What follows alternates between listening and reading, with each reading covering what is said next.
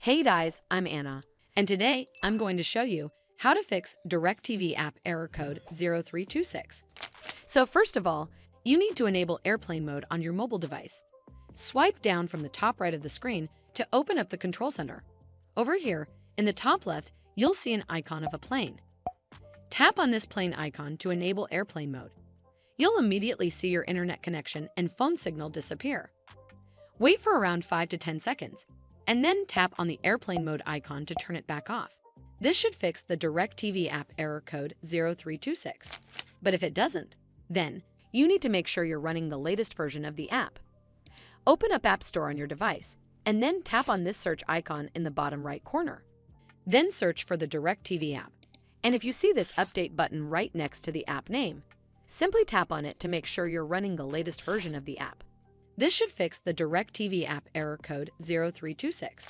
But if it doesn't, then you need to clear App Cache.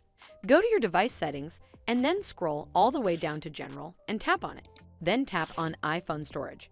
From here, search for the DirecTV app and then tap on it. Once you're on this screen, you need to tap on Offload App. Tap again to confirm.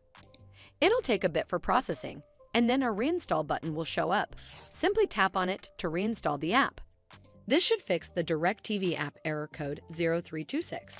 But if it doesn't, then you need to completely reinstall the app. Follow the on-screen instructions to navigate all the way to the app page.